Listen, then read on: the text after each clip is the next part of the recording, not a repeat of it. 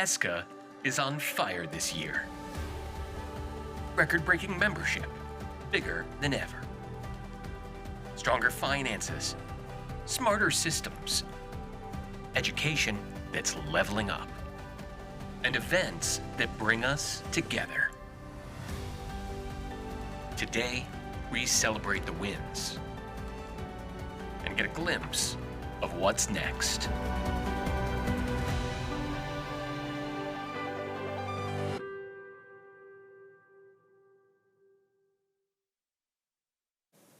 Hi, everybody. Thank you so much for being here with us today.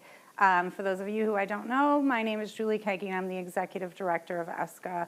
We are live in studio at our second annual virtual town hall. This is something that we started last year to really separate the business portion of our annual review from the winter awards and celebration. So this allows us to reach all of our members and to really focus on the business at hand. I want to thank Metro Multimedia and Cirque Multimedia today for allowing us to be in their studios and for the amazing job. And I want to take a minute to introduce my friends here with me today. We have ESCA's Executive Committee here today.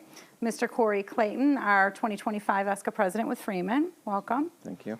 Ms. Laura Sashery with Freeman. She is ESCA's Secretary and Treasurer. Thank you. You have Mr. Randy Pekowski of the Expo Group, our 2026 incoming ESCA President. And Mr. Pete Carroll of GES. He was the 2025 Vice President of ESCA. Hi, Pete. And last but not least, Mr. Taylor Vereenes of Modern Expo and Events, who is our immediate past president and completing his term here on the ESCA board. Welcome. So you're going to hear from all of them today as we review the business that was 2025 for ESCA. So I want to encourage all of you to please use the chat function to ask questions. We will be monitoring it live, answering questions live as they come up. And again, thank you all so much for being here today. All right, so I'm going to start with you, Corey. Yes, ma'am. Are you ready? I think so. All right, so why don't you start by telling us the goals that you set for 2025 for ESCA? Sure, thank you. Our goals and our focus for 2025 was really centered around 4 goals. First of which is maintaining financial stability. And without that, we don't exist. So we need that to continue moving forward and continue growing. Second was expanding membership and improving the onboarding process and enhancing member value. Third, escalating ESCA's educational programming by implementing a learning officer role, which we've done, and expanding our educational offerings, which has also been done. And I think lastly, and maybe most importantly, was re-energizing the ESCA Badge Program. And with the addition of Mike Montgomery, we're really gaining some momentum there. So we're looking forward to see where that leads us in 2026 as well. But nearly everything you'll hear today from the executive board and its volunteers will tie back to these 4 goals. So looking forward to the update. Wonderful, and thank you for your leadership this year and helping us make all that happen. So let's start with our top priority, which is financial stability and growth. So we're going to go to Laura Sashery, everybody. Laura Sashery, ESCA Secretary and Treasurer. But before we go to her, we're going to go to a quick overview video. So let's roll that. ESCA's 2025 financial performance is strong and stable.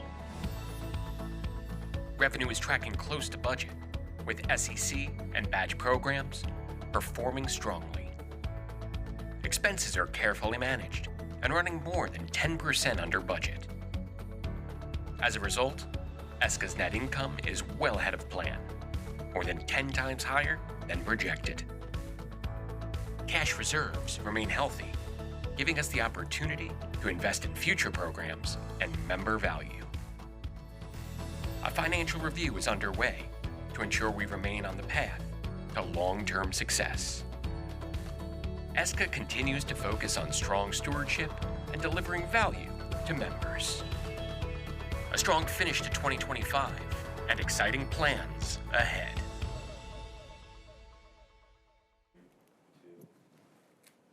All right, so Laura, let's talk about our financial achievements in 2025. Absolutely. Great way to start, right? Yeah. So I'm really proud and happy to report that overall our financial performance is really excellent, solid in 2025. Our revenue, although tracking slightly below budget, very stable, which is great news. And that's related to timing of our member renewals and also onboarding of new members.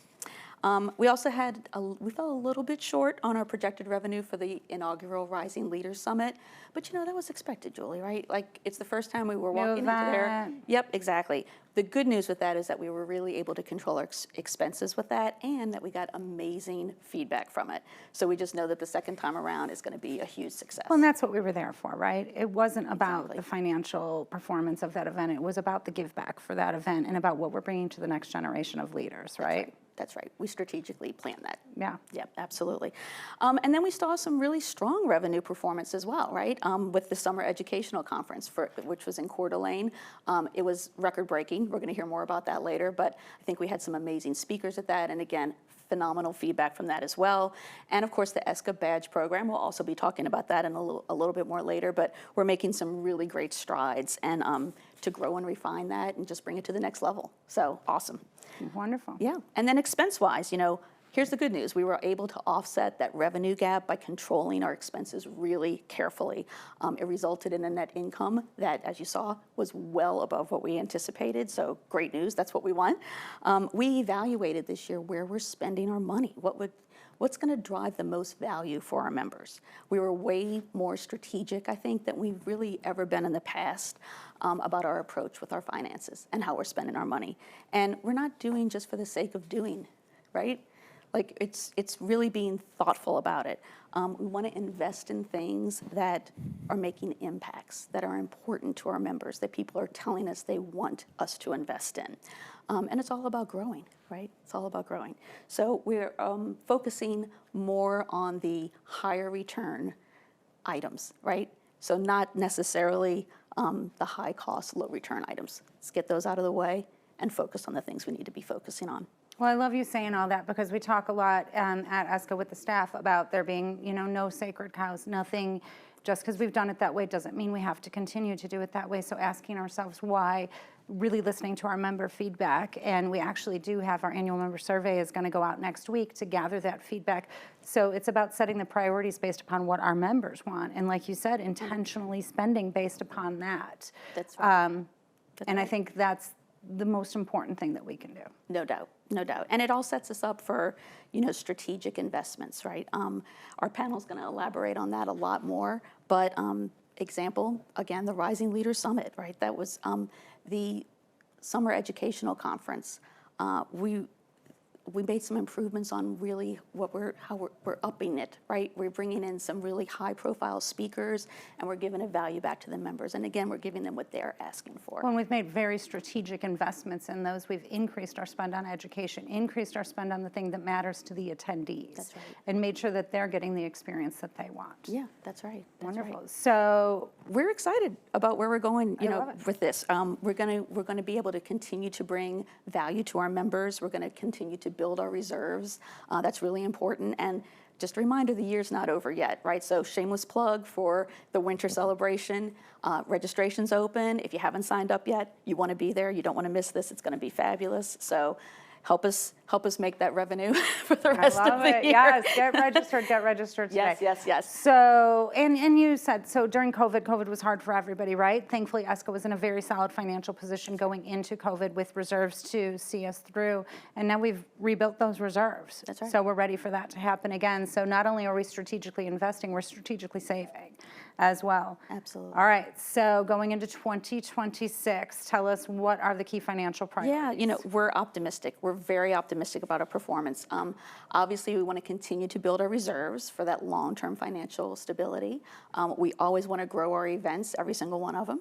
And we want to strategically invest our revenues back into ESCA in 2026. I love it. I'm so excited. We're going to hear so much more about what the future of ESCA brings. But again, that key foundation is the financial stability. Absolutely.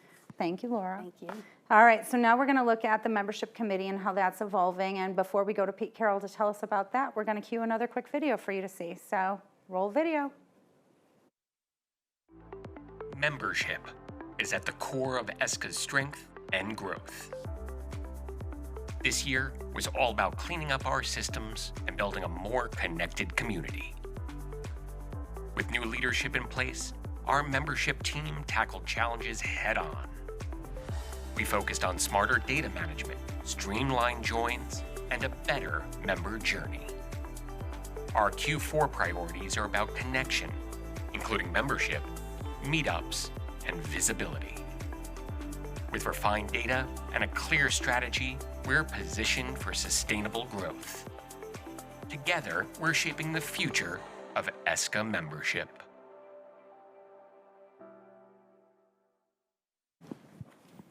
All right, so welcome, Pete. Thanks, Julie. Nice to sit here with you. So we have a lot of exciting things going on with the membership committee, and one of the big ones this year was Jim Kelly, who was the chair of our membership committee, retired. Jim, if you're watching, we're so excited for you. But that meant mid-year transition for us, so tell us about that. Correct. Larry Grossenbacher has taken the chair from CSI Worldwide. We've also added 6 new members to the committee, and they're already starting off and running, creating new and fresh ideas. I love it, and a lot of those new members we brought on were new members to ESCA, so they come with that immediate perspective, and they've added a lot of energy to that committee. So they also have a new charge. Yes. So focusing on the first steps of a member's journey. The keys, highlighting 3 key pillars: onboarding, outreach, and engagement. We want to connect them quickly with the ESCA community, and we just don't want people to join. We want them to stay involved, build connections, and see value in ESCA. Amazing. So what have they been working on to make that happen? So there's been a lot of data to clean up and with the members' records. This will help us understand who the members are and where they're located. Once we get that done, this will help us plan regional meetups, which is key for new members to get out and meet more senior people in our industry. A few are scheduled this year, but more are scheduled for next year. Additionally, they're trying to do virtual meetups, which will be happening in 2026 as well. And all this touches on the third pillar, which is engagement, which is key. Oh, and I love that. We just did a meetup in Chicago just last week. And let's face it, we're a face-to-face industry. We all love it. We are, we want to see people. We want to network. We want to engage. It was really fun. Larry Grossenbacher was just at another event, and he was able to go around and take hundreds of pictures of ESCA members that was, at a non-ESCA event, because ESCA's everywhere. We're at all these things, so that was great. So you mentioned mentorship. Let's dig a little bit into what we're talking about with mentorship. So I'm impressed with the program's creation so far. I wish I had something like that when I started with ESCA. But mentorship is the heart of engagement and strengthening our community. They want to focus on connecting seasoned mentors with rising leaders. This will help improve their connection to the industry and also help them with their careers and industry development. So where's that heading next? What can we expect? So they're demoing a lot of software platforms to find out which one works best for what we need. And when they do, that'll match mentors with mentees based on goals and experiences. I love this. And and it's frankly, our Rising Leaders Committee is who's been calling for this. They want to make sure that they're getting the knowledge from the leadership and being able to impart that in their own journey. Absolutely. So beyond mentorship, what else are they focusing on? Well, we got to continue in demoing the platforms. We got to find the right one for what fits for us. And we're planning to launch that in 2026. So in the meantime, if anybody wants to be a mentor, please reach out to Larry, and look forward to working with you. Yeah, that's amazing. So one of the main goals was outreach and visibility. Tell us about that. So yeah, outreach and visibility is important to our industry. Focuses on people inside and outside our membership to help understand ESCA better and understand what ESCA could bring to the industry. You can't walk a show floor, like you mentioned with Larry, taking all those pictures without seeing ESCA members. So it's great that we're out there and we're getting involved. The committee wants to highlight visibility through meetups and industry events. You made me think of it. I tell people all the time when they ask, who ESCA is or what we do, and it's, have you been to any event, anywhere, anytime? Our membership was there. Our membership made that happen. And we're going into Expo where we're exhibiting in because it's in Houston, so we're leaning into the NASA thing, and ours is the crew behind every show. And last year it was, the heart of every show. We're everywhere. We are all of those things. So, all right. Same question I asked Laura. What is in store for the membership committee for next year? What can we expect? So we have a lot of building blocks that we have to put into action. We have the membership program launch.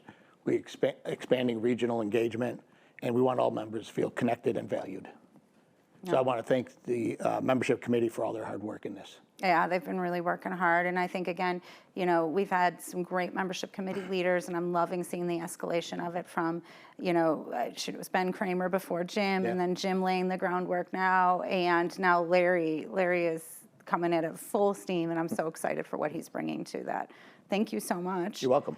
All right, so up next, we have the Education Committee, and we're going to go to Randy Pekowski to talk about that. But first, we have a quick clip for you.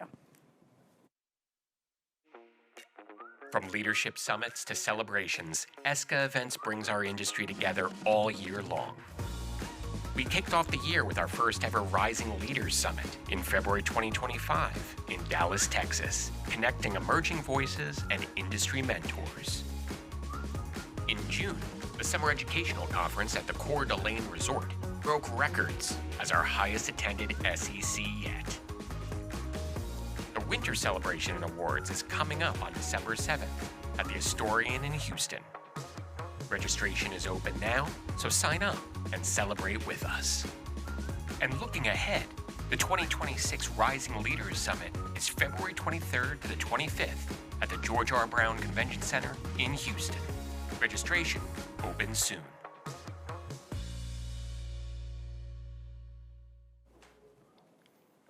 All right, so Randy, thanks for being here today.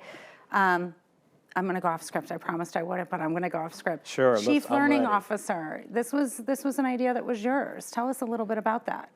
You know, Julie, if you remember, it started with you and I being at an industry event and talking about the future of ESCA and how we could increase the membership value through education and trying to tackle some of the barriers that we're all facing in this industry. Obviously, one that we're talking a lot about today is future workforce development, right? And that all starts around education. And so, you know, prioritizing education within the executive committee, not just at the committee level, rising that up into this group, I thought was important to do. Yeah, and it really has put the focus on it. And everything we do goes back to that base of education. So as we saw in the video, we talked about the new thing that we're working on, the Tradeshow 101. Why don't you tell us a little bit about that? So Tradeshow 101 is kind of our signature learning platform that we're rolling out. Expected to complete it by the first quarter of next year. And really this is about helping accelerate the learning amongst member companies across the industry.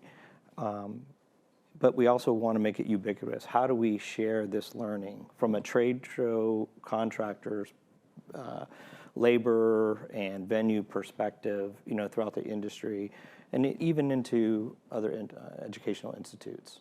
Yeah, so being created by contractors for contractors and suppliers to onboard those new members and help offset, you know, some of those challenges that come, you know, and create uniformity across that process. I love that piece of it. But the other part that you just said that I really love is, you know, how it's dovetailing into other associations, what our partners are doing, and making sure that we're all moving forward together. I think that's important. Yeah, we're just scratching the surface on where we're at and where we think this thing can go. You know, hats off to the committee, those that maybe didn't know what they were getting signed up for, but it was a really big task, and we continue to stay on pace. But again, very, very collaborative effort in trying to make it an interactive digital platform for the future. I'm excited about it. I can't wait to roll it out and then see how it evolves from there. All right, so in-person learning, we talked about that a little bit. It mentioned in-person education at industry events. What does that look like? Yeah, so we want to continue our involvement in other industry events such as IAE, IAVM, CISO, SEER Predict, Exhibitor, ECF. We need to continue to share about our member ecosystem. And our association is so unique in the sense of, because of our membership of being contractors, suppliers, venues, and labor partners. Gotcha. Okay, and then You know, we're in the live events industry, so nothing goes well when you're Yes. live, right? Yes. So Did they play? What? they played the wrong video, I think, on Which video? accident. So which one do we I had need to talk Taylor's about? educational video play. Okay. So let's pause here. We're going to go to that video real quick, and then we'll come back and finish That this sounds out. great. All right. Little break. Little break. The future, developing talent and elevating the industry. Our Rising Leaders Lab brought together industry veterans and new voices, sharing insights on sustainability, advocacy, and leadership growth. Tradeshow 101 is ESCA's self-paced learning resource designed to onboard and train the next generation of show professionals. From floor operations to event strategy, it's helping newcomers gain the confidence and skill they need to succeed. And we're bringing learning to life with a new hands-on training experience at industry events throughout the year, giving attendees real-world skills on the show floor. ESCA Education, empowering the people behind the show. All right, now that we have the right video out there, now you guys know what we're We worked hard talking on that about a video, little so, bit yeah. more. But again, yeah, now you're seeing it. We're talking about the Tradeshow 101 new tool, not document. We're talking about in-person learning, virtual learning. So you were just talking about in-person learning. What's the most important in-person piece I we have think coming up? we heard a little bit about it, from Laura as far as where our investments are going. But not only is our investment going into the Rising Leaders Summit, but that's where our excitement is as well. So we are excited to continue to elevate that to its second year. And again, helping shorten that onboarding life cycle and training, not only within our member companies, but how do we attract and promote using some of these summits or the Tradeshow 101 tool. Well, and being at that event and engaging with the people who attended, we all look back on our careers. That's going to be one that I look back, and I'm so proud to have been a part of, because I think it's just going to grow exponentially. And really, it's investing in your team, right? And letting them know they are part of a larger community and showing them that their education and those engagements matter. Yeah, and it's not age-driven, right? It's more experience-driven. So even people who are entering this industry maybe a little later in their career, Rising Leaders is still a great way to get educated and learn more about our industry. So you mentioned, we're talking about the Rising Leaders of the Summit, but we have a Rising Leaders Committee, and they've launched the Leadership Lab. They've been very busy. We're trying to keep up with them, but yes, their latest creation is to not so much build on in person, but how to stay connected more frequently, and we're doing that through monthly digital webinars on different subject matters, and so more to come on that in 26. Yeah, we have one next week too, so go to the website and get registered for that. Okay, so as we go into 2026, what are you most excited about for the Education Committee? Two things, and I think we've just been highlighting them. The Tradeshow 101 launch and rollout in Q1, and to just see where that goes. Again, that's just a foundational piece on where we can build from there. And then obviously the second thing, the Rising Leaders Summit. I think that's where we've got to continue to invest our time and money into that event. Perfect. Thank you so much. I'm so excited about this committee and all of our committees really in the re-engagement. So thank you. Yep. With that, we are now going to watch the correct video just so that we're teed off properly. And we're going to go to a quick overview of our events before we talk to Taylor Vereen's. From leadership summits to celebrations, ESCA Events brings our industry together all year long. We kicked off the year with our first ever Rising Leaders Summit in February 2025 in Dallas, Texas, connecting emerging voices and industry mentors. In June, the Summer Educational Conference at the Coeur d'Alene Resort broke records as our highest attended SEC yet. The Winter Celebration and Awards is coming up on December 7th at the Astorian in Houston. Registration is open now, so sign up and celebrate with us. And looking ahead, the 2026 Rising Leaders Summit is February 23rd to the 25th at the George R. Brown Convention Center in Houston. Registration opens soon.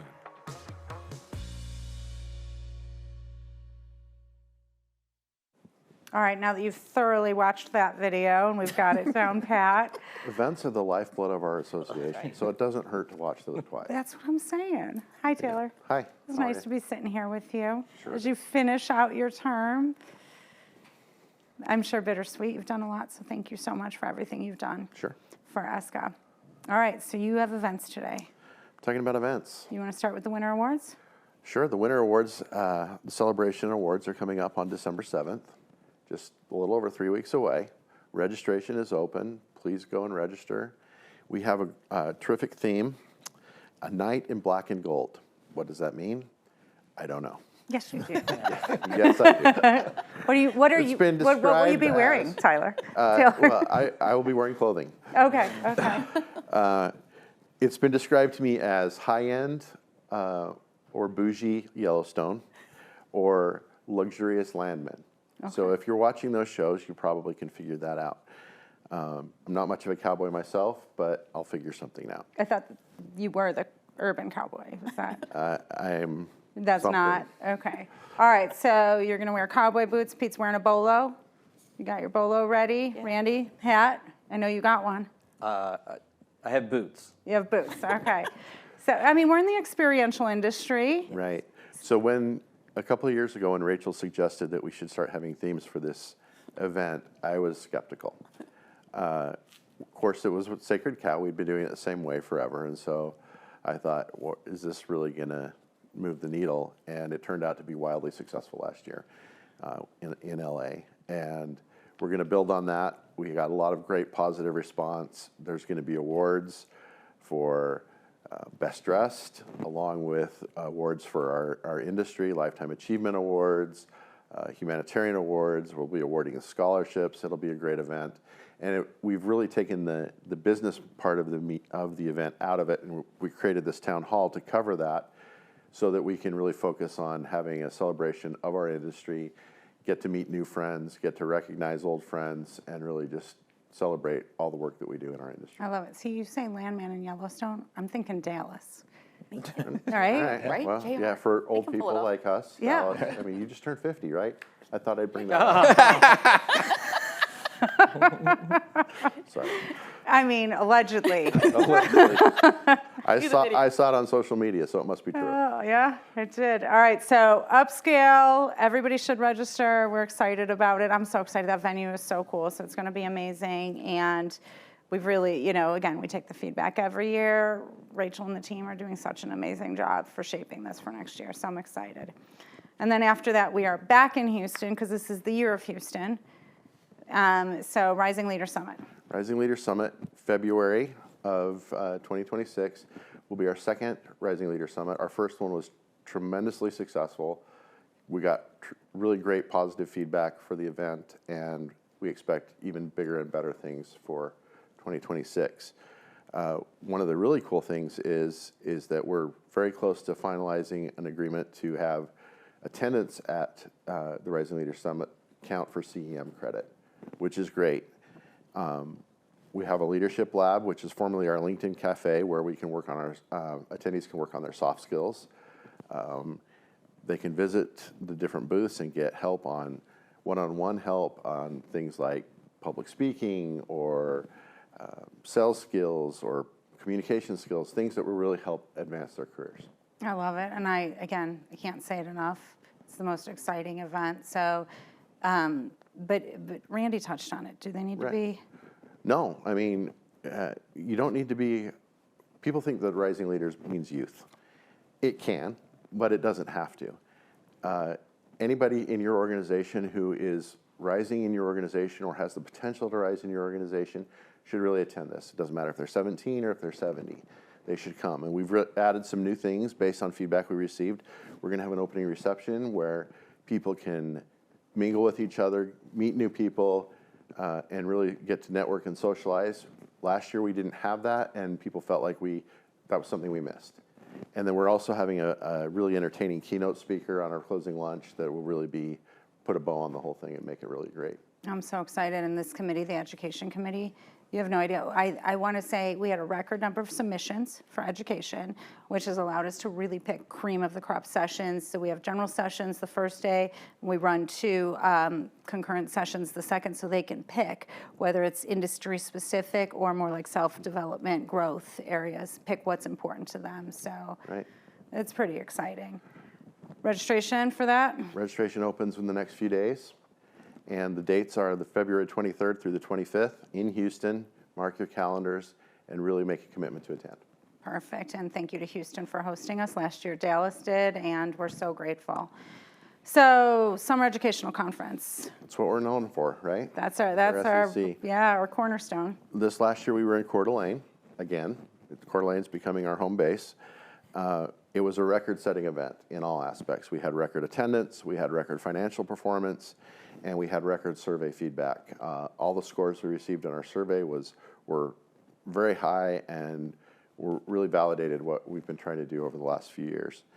And this last year we engaged a company called Zenus that did real-time engagement measurement for the audience. It measured facial reactions, physical body language, those kinds of things to kind of gauge what people were engaging with or what maybe they weren't engaging with. And that helps us as we look at future events, what kinds of education, what kind of topics are really important for us and for our audience. Well, and it helps us not see it just through, my lens, your lens, but we're getting that true, organic, real-time feedback, and it changed a lot of ways how we look at our events. So we were so grateful for that feedback, and we'll continue to do that.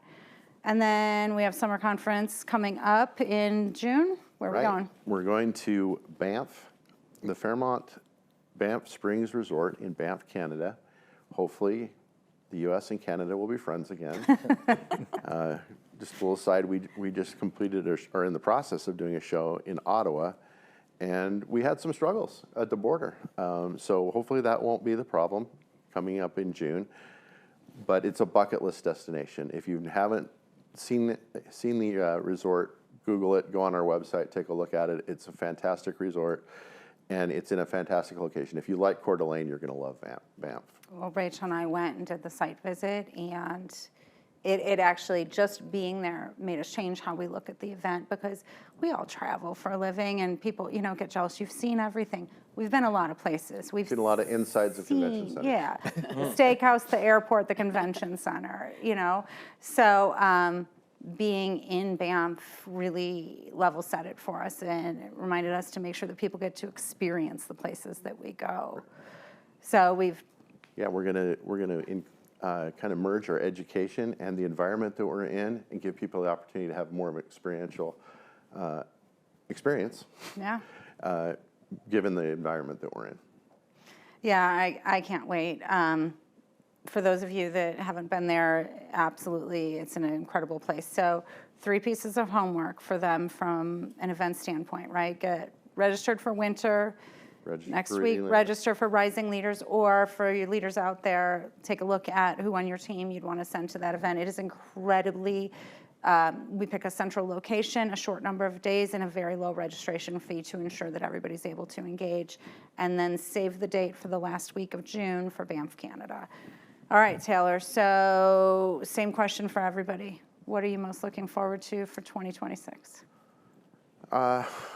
Probably Banff. It's pretty cool. Randy pushed hard for Banff. He wanted to put his mark on his presidency, and this will certainly make that. All right. Thank you so much.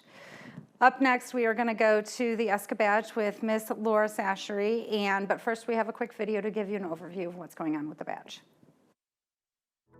The ESCA Badge system is transforming how we manage events and support members. Reactivation at the Miami Beach Convention Center, Georgia World Congress Center, and George R. Brown Convention Center. The system is driving revenue and creating a smoother experience for everyone on site. With a fresh badge rebrand and future certification opportunities on the horizon, the ESCA Badge system is helping shows run smarter, safer, and more connected.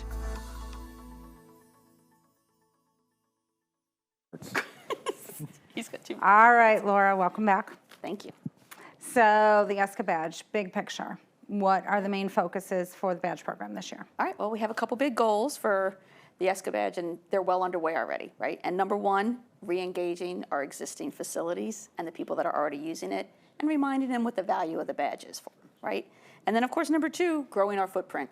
We want to sign up more facilities, right? We don't understand why everybody isn't using the ESCA Badge. They should be, right? But we need to get out there and really get the word out to Well, and those I always folks as joke well. it's the driver's license of our industry, Yeah, right? Like 100%. it is the identification, and the majority of the individuals in our industry are already badged. So making it more consistent and reinventing in it absolutely matters. And then you mentioned the other facilities. A big part of that too has been getting their feedback, right? That's right. And making sure that the badge is fitting their needs, and we're evolutionarily focused on that. Exactly. Well, and which leads us very nicely into the next thing. We have made a really big strategic decision here to put some muscle behind the ESCA Badge program. And we hired Mike Montgomery as a full-time ESCA employee, and he is the strategic director of the ESCA Badge program now. And I think some of you folks, including you, know Mike pretty well. Yeah, shoot. Pete and I and Mike go back a good 25 years as a testament to our small community, right? Like, it's a small pond and we're all just swimming around in it. And I'm so excited to come back full circle to somebody that I genuinely have loved working with my whole life, and I feel honored and privileged to get to do so again. And what he brings to the table Incredible, is right? a game changer. So yeah, it's fun when we can suck him back in, right? Oh, yeah. It's Oh, awesome. yeah. So Mike's going to be a huge asset to us. He already is. There's no doubt about it. He has extensive industry knowledge. He's got a tremendous program management background, and he already has a huge network. So as he's going to some of these facilities, he knows a lot of these folks already. So he's already built that trust with them, which is really what we needed. And he's hit the ground running with this. Well, and he has a venue background, an operator background, a contractor background. He speaks all of these languages. So for me, this is just a huge win for us. Great So hire. I'm We excited. had some great hires. He's definitely one Yeah. of them. And then, look, Julie, we've established a great program. You know, there's no doubt about that. We're the gold standard, and we plan to remain that way. But Mike is helping us strategically really think about the future of the ESCA Badge program, right? We're looking at things like the security aspects. You know, that is so important now more than ever to our facility partners, and we want to make sure that we're really cognizant of that. He's also evaluating the evolving needs of our badge users. He's increasing adoption, which is great, and we're leaning into technology to really support the program. So, you know, we have some opportunities there as well. The key here, we're not trying to start over. You know, we have a program that works. We're just trying to reinvest. We're trying to involve it. I think of it as kind of a reinvigoration of the ESCA Badge program. I love it. All right, so key takeaways. You have everybody paying attention right now. What's their homework? Homework, renew your ESCA Badge, right? And carry it with you proudly. And I had it with me. It's over there. Someone's sitting next to it. But anyway, it's here. It's in the room with me, I swear. All right. hold that up there? Yeah, it's renewal time. And also, you know, whether it's an official ESCA Badge venue or not, it is the industry recognized. Absolutely. Thank you so much. Thank you. So, Corey, Ma'am. that brings to a close reviewing the 2025 ESCA goals. How do you Yep. feel about them? How'd we do? I think we did very well. I think we've continued to build on sort of the foundation post-pandemic and what we've been able to accomplish. You know, I've been around for a couple of years. I attended my first ESCA in 2007 in Stowe, Vermont. Joined the board, I believe, in 2014, which is over a decade ago for those of you that are counting. And I'm just proud of everything we've been able to accomplish over that time and where we've come as an organization. You should be very proud. Thank you so much for all you've done. We pleasure. really appreciate it. And with that, then, I think, Pete, you have a few more things to share with us about what's going on with our committees. Yes, absolutely. So why you, Pete? Well, as the vice president, my role is to oversee all the councils and committees. And I love that. So, and I will say, I got to give a shout out to Randy over here. Every time he's hit a role on the ESCA Executive Committee, we have reinvented that role. So He wants to give the next person more work. I know. And I thank him for that. Yeah. So, and that was another one of the things that he did was, you know, the vice president appointing them in charge of that. So let's talk about what's going on with committees and councils. Do you want to start with the Venue Management Council? Sure. All right. So what's going on? We have a name change. They're officially partnering with IAVM. We'll relaunch the council at the December IAE meeting. And their new name will be ESCA/IAVM Venue Management Council. look for them to do more in 2026. And I'm really excited about that. Trevor Mitchell is the new CEO of IAVM, came on relatively close to me taking this role. And so we've been able to look at, again, all of this with fresh eyes, look at those partnerships and look at this committee, which I think is an incredibly valuable committee. We have 2 new chairs coming in. We have Neil McMullen of Fern and Brett Mitchell of the Overland Park Convention Center, who is going to be an incoming chair of IAVM, who is also joining ESCA's board, so amazing synergies there. That December 8th meeting in Houston, in conjunction with IAEE, is going to be the kickoff for a new way to look at this committee. So really, it's an open invitation. It used to be a much smaller committee. As far as in the room, I think we'll have 60 to 80 people in this room to really figure out, how this works. So any contractors or venues are welcome to attend that. Up next, we have sustainability. Yeah, absolutely. So this is a great example of partnership in our industry. EDPA and ESCA joining together to create this sustainability committee. They'll be launching version 2 of the booth standard guidance coming out in December. Exciting, and that's another one. We have representation from Exhibitor Advocate, from our group, from all of these groups. There's a good 40 people on that, and really saying we don't need to have separate committees. We can work together in one, and that's chaired by Jim Obermeyer, who does an amazing job. So that's exciting. And then health and safety, that's near and dear to your heart. Right, that's my committee that I chair. Our number one goal is consistent safety in our industry. We launched a series of safety standard signs that all ESCA members could use free of charge, and it's on our website. Anybody who's not using them, they're on the website. You can put your branding on them. It's, again, just about consistency breeds, safety, really. Right. Rising Leaders, we've talked a lot about them. We have, and they've launched their monthly webinar series, and we have the 2nd annual Rising Leader Summit coming up in February. I always joke about this group. They are all gas, no brakes. We cannot stay. They're doing such good works. And then one of our most fun favorite, awards and scholarships. Absolutely. This committee oversees 2 key programs celebrating and supporting ESCA. Award nominations are open year-round, and we will be announcing the award winners at the winter celebration in December. Looking forward to that. The Scholarship Fund, which supports the next generation of our industry leaders. We offer multiple scholarships, and everybody can contribute by purchasing the 50/50 raffle tickets at any ESCA event. Perfect, and both of those on our website. Go right to the website, and you can click on the links, nominate, apply, etc.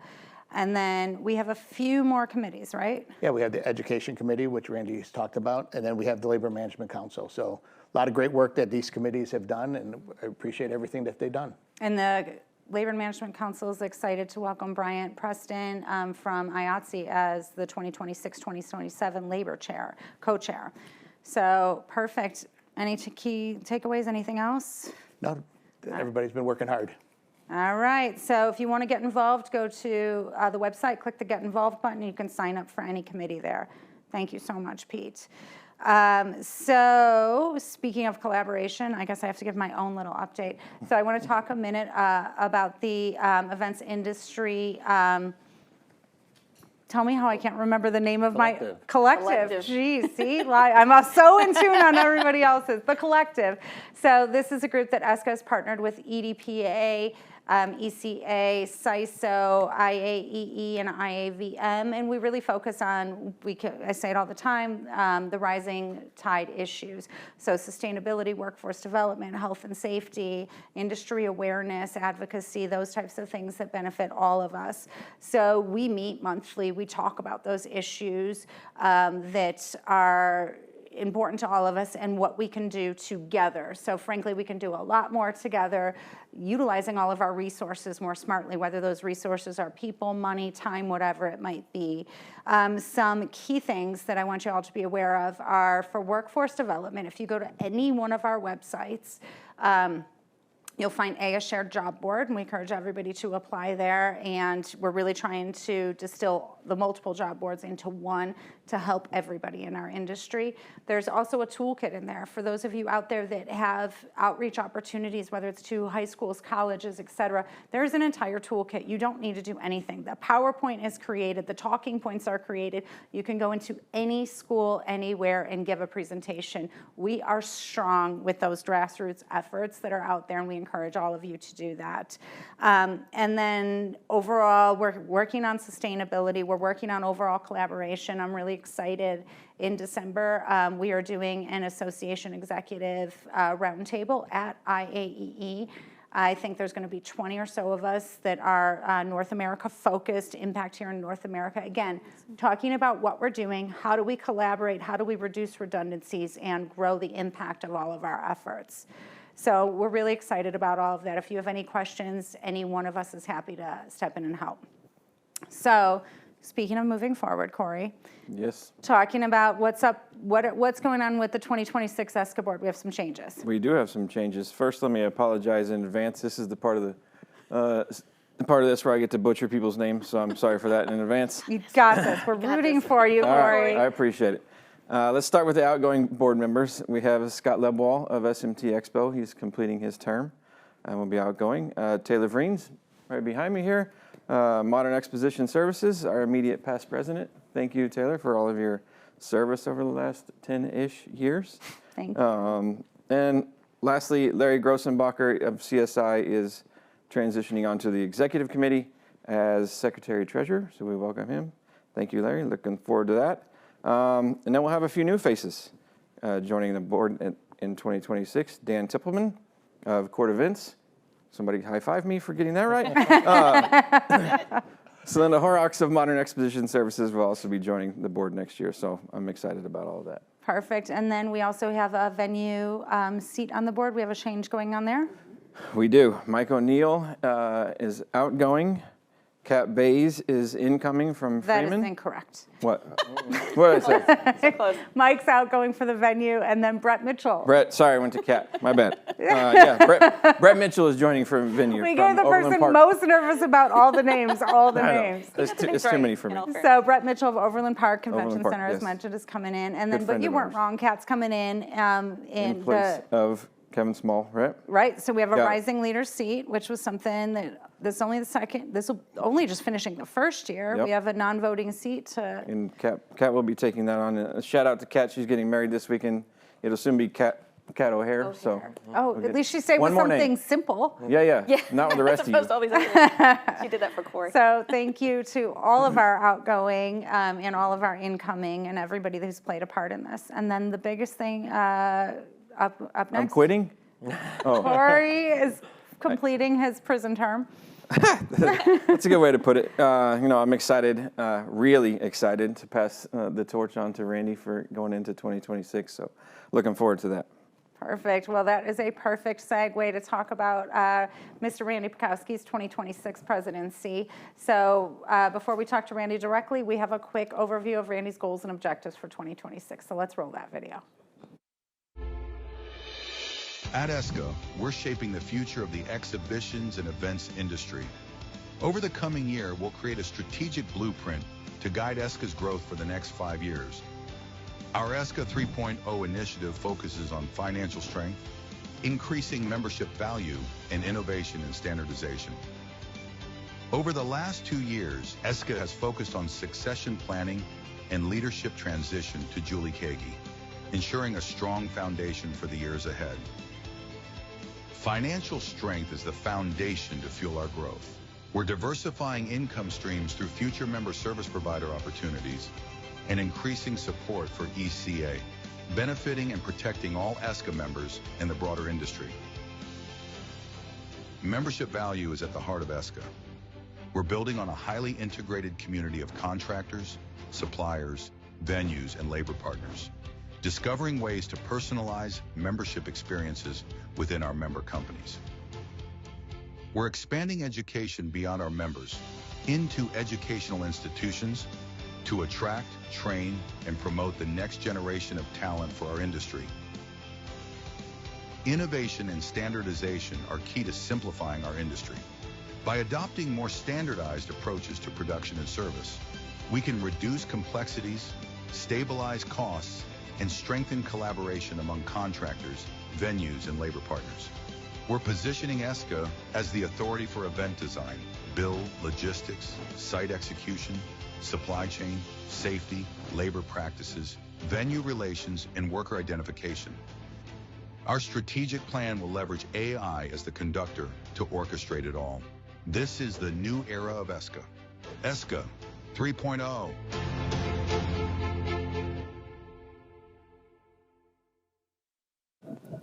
All right, so I'm so excited about 2026.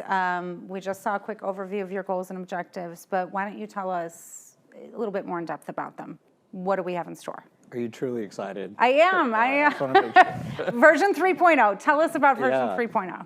So I think if you look back at the last couple of years where Corey and Taylor have had to really lead through a transition and plan for the succession planning from Larry to you, which has all gone very, very successful. But it was all about setting that foundation for this next era that I'm calling it is of growth and vision for the association. You know, kind of code named it ESCA 3.0 and where we can go. And really we want to, you know, be guided by three main business objectives. One is, you've heard a lot about financial strength, right? So financial strength to fuel our growth. We want to enhance that membership value. And then innovation and standardization are going to be key to our blueprint for the future. So as we talk about innovation and standardization, that involves also growing our advocacy efforts too, correct? Yeah, we want to continue to support ECA, the Exposition Conference Alliance. They were so critical, you know, the foundation or the formation of that came together at such a critical time. We cannot take it for granted and continue to have that as their platform advocacy. Yeah, and it's great having Tommy as our voice out there. So wonderful. So anything else you need us to know about goals and objectives going into 2026 other than, well, we talked about strategic planning. Did we talk about that? Yeah, so one of our first orders under the new board will be getting together in the first quarter to lay out that blueprint for the near and long term. To do that together, so we're not recreating the wheel every year. We're building continuously on a longer term vision for the association. Okay, so with that, I want to encourage everybody out there. We're going to go into Q&A now. So if you have any questions, please go ahead and put them in the chat. And I know we have a couple that came in already. Oh, this is a good one. So after hearing all those updates or giving all of your updates, what are you guys most proud of as a team? So Ooh, who wants to start? who wants to start? I can start. I touched on this a little bit earlier, but I think it's, for me, it's the growth of the organization over the last, even call it as far back as 15 years. I think we got together a couple times a year, had some drinks and played some golf and goofed off, 15 years ago, and we've really grown into an organization that collaborates with one another, different companies within our industry, and really helps grow the industry and strengthen our industry for the future, which I'm very proud of that. Yeah, as I look back at my involvement over the years with ESCA, apparent difference is really a lot of those competitive fences have been knocked down, and we're working closer together to really move this industry forward and maybe solve complexities that we can't solve as an individual company, but we can do it collectively together. I love that. Yeah, and I really think that we've done a good job advocating for our members. We're just listening more and really focusing on what they're telling us is important to them. I love that, and that is so true. That is at the core of everything we do. You guys? I echo what these people have said. They're very smart people, and they've pretty much covered everything that I have. All right, then let me ask you a different question. Okay. Then. So one piece of advice to somebody new to ESCA, new to the industry, what would that be? Get involved and stay involved. ESCA is an organization for everyone. Whether you're Freeman and GES at the top or you're Modern Expo at the bottom, there's something in this association for everyone. I've learned a ton, and I think my participation in ESCA has been not only enhanced my career, but it's enhanced the way that I manage my business. Well, and we're a community based upon face-to-face Right. and on network. That's the entire foundation of why we're here. And so I think we all value those connections. Pete, what about you? Be a sponge. Listen and learn. Build connections. Yeah, I mean, well, you and I first came into ESCA roughly around the same time, and it was different for us, right? We were in our past organization together, and then you're branching out, and there's been times we've talked about how ESCA has helped us avoid grievances and solve problems, and shoot, I had a silly question last week that I loved, just somebody was looking for chairs, you know, and we're here for it, whatever it is. Okay, perfect. And then, here's a good one about the Tradeshow 101 resource. So Randy, usability of that. How do you anticipate that that'll be used by employers? As I said earlier, you know, we're in the final stages of how we're going to distribute this education. Obviously, our forefront is going to be digitally, interactively, and so forth. So that's just the beginning. But again, we want to use it as a platform.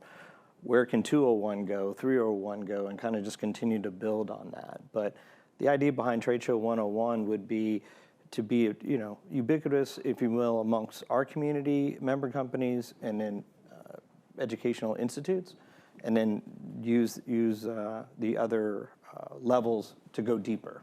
And I'm excited about that because I think it's going to help, again, with standardization, and that people are going to be able to learn at their own pace. If you have a new employee and you know they're going to fill an operational or a design role or exhibitor services, you can pick which pieces that you want to put them in and have them, you know, learn it and then go experience it same day.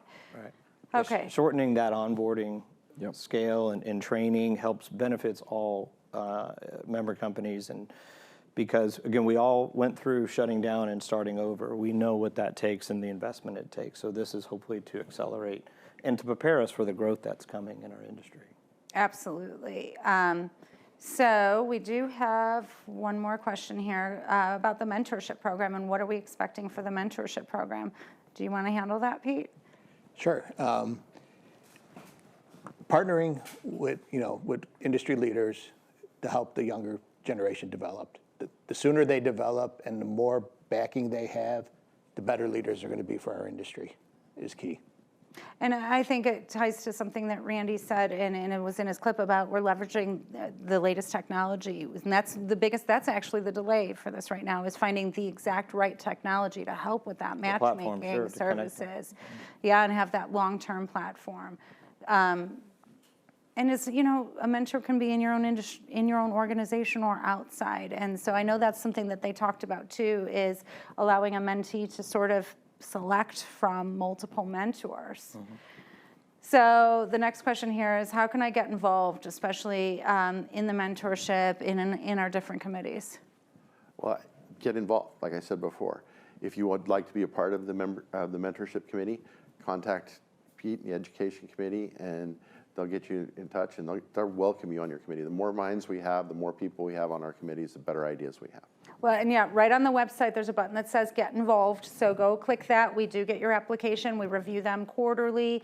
And we've changed how we look at our committees. We're looking at making them true, real, actual working committees and super functional committees. And that's something that, so next year, Laura's in charge of the committees and councils. And we've already have marching orders for next year. Look at every committee, every council. Who is in it? Who's running it? What do we need more diversity as far as, you know, different organization representation? Do we have the right people in it, the right chairs? And do we even have the right committees? Right. You know, again, no sacred We've got cows. plenty of committees. That's it, right? So Pete says. Maybe the right number. But if you're, let's say maybe you're seeking a member, do you still reach out through our website to say, hey, I'm seeking a mentor? So the mentorship will be up in Q1 is what we're looking for. Okay, but if anybody out there is like, hey, I need a mentor, maybe outside of their organization, they can reach out. Click any of the links on ESCA, let us know what you're looking for. Yes, okay. Absolutely, we'll connect you.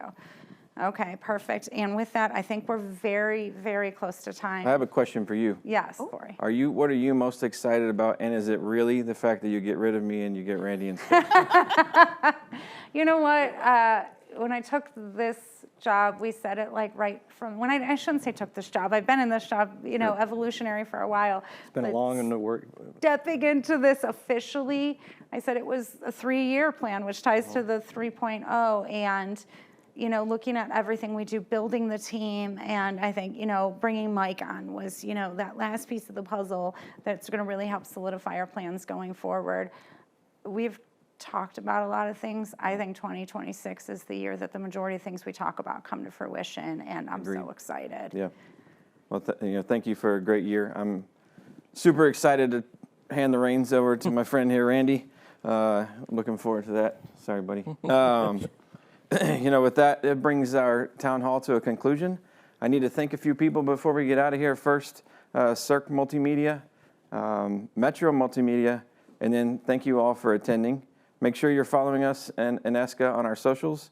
Sign up for our emails and newsletters. There's a lot happening out there, and we'd like for all of you to stay involved. And thank you again, and we'll see you in Houston.